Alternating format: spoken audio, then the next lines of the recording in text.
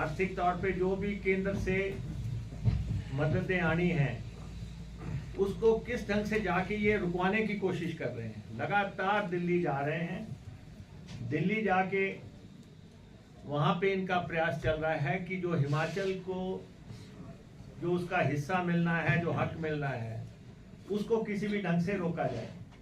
तो एक बहुत बड़ा भेदभाव की कहानी है ये 2 साल जो केंद्र ने भेदभाव किया और जो पॉलिटिकल इंस्टेबिलिटी के लिए जो है भाजपा ने कार्य किया। और हालांकि भाजपा इसमें आपको पता प्रदेश में बड़े गुटों में बंट गई है। वैसे तो खुद ही इनके गृह युद्ध चल रहा है और एक तो है, एक वो लोग हैं जो अपने को क्लेम करते हैं भाजपा ओरिजिनल, भाजपा वो कहते हैं कि हम भाजपा ओरिजिनल है। एक वो मानते हैं कि भाजपा सी, भाजपा कांग्रेस है।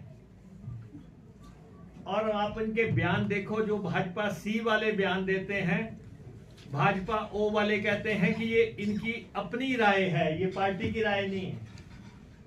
इसका मतलब भाजपा जो सी बनी है, जो कांग्रेस से लोग गए हैं, उनको वो दिल से पचा नहीं पा रहे हैं, मान नहीं रहे हैं। और जो उनके पुराने लीडर हैं वो लगातार बयान दे रहे हैं, जब भी कोई बात आती है तो वो कहते हैं कि ये इनकी व्यक्तिगत राय है। तो ये युद्ध आगे को और बढ़ेगा। सरकार तो अपना काम करती रहेगी, लेकिन इनकी लड़ाइयां चलती रहेंगी। और हमें इस बात से हैरानी है कि भाजपा के 7 सांसद हैं,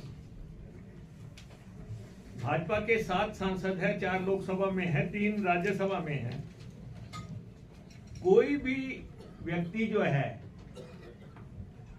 जो हिमाचल के हितों की लड़ाई है, उसकी जो है कोई बात दिल्ली में रखने को तैयार नहीं है। औहदे तो आते जाते रहते हैं, लेकिन प्रदेश सर्वोच्च है, प्रदेश सबसे ऊपर है। लेकिन साथ के साथ एमपी होने के बावजूद जो हिमाचल के साथ सलूक किया जा रहा है, उसमें इनकी भूमिका, और साथ में नेता प्रतिपक्ष और बीजेपी के पार्टी प्रेसिडेंट जो हैं, उनका संघर्ष तो सामने ही है। लेकिन ये सब लोग मिलके लगातार हिमाचल के खिलाफ काम कर रहे हैं। आप देखें कि सरकार बनी, अब ये आपका भी सहयोग लेते हैं समय समय पे, कभी आप हमसे खफा हो जाते हैं तो आपसे भी सहयोग लेते हैं। तो जो हमारे बड़े बड़े इश्यूज हैं सरकार की, आप देखें कि जो तो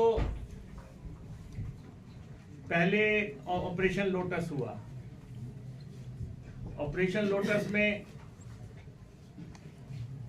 जो 9 लोग इनके साथ गए जाए, ये इन्होंने उनका साथ लिया, वो तो एक अलग कहानी है। लेकिन जो बीजेपी कह रही है कि हम इसमें शामिल नहीं हैं, तो जो सीपीएस का केस था, चीफ पार्लियामेंट्री सेक्रेटरी का केस था, जो अदालत में किया गया, उसके जो है पिटिशनर कौन थे? वो तो सब भाजपा ही थे, और वो लोग थे जो पहले सीपीएस रहे हैं। नैतिकता का तकाजा होता है कि जिस ओहदे पे रहे हैं उन ओहदों के खिलाफ पिटीशन ना की जाए, लेकिन उन्होंने उन ओहदों पे भी की और बिल्कुल स्पष्ट थे पिटिशनर।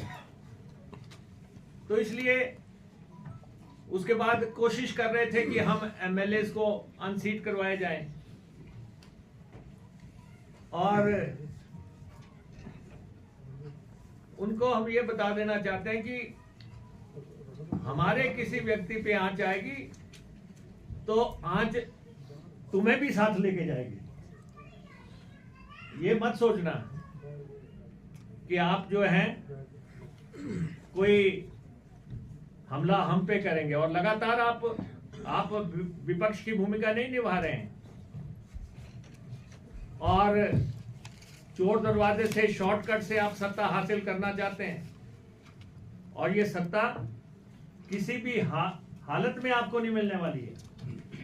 आप देखें कि गारंटियों की बात आती है, हमने ओल्ड पेंशन स्कीम देने का ऐलान किया प्रदेश के कर्मचारियों को, और ओपीएस हमने उस समय लागू की जब केंद्र ने यह कह दिया था कि हम ओपीएस नहीं देंगे।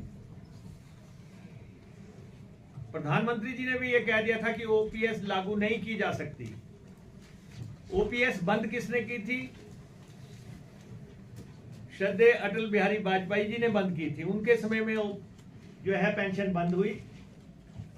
इन्होंने इनकार किया, हमने हिमाचल प्रदेश में ओपीएस लागू की। और आप देखें कि ओपीएस लागू करने का हमें इतना बड़ा खमियाजा भुगतना पड़ा कि 2000 करोड़ रुपए का कट जो है इन्होंने हमारे पर लगा दिया। 2000 करोड़ रुपए इन्होंने कहा आप तो ओपीएस दे सकते हैं, तो आपको हम ये राशि नहीं देंगे। आप देखें कि राज्य को आर्थिक तौर पे सलूक कैसे किया जा रहा है। और जब डिजास्टर के पैसे देने की बात आई, एक तो हमें पैसा दिया नहीं, हमारा पैसा दिया नहीं, ओपीएस का भी पैसा जो 9000 करोड़ रुपया दिल्ली में पड़ा है वो कह रहे हैं कि हम नहीं देंगे।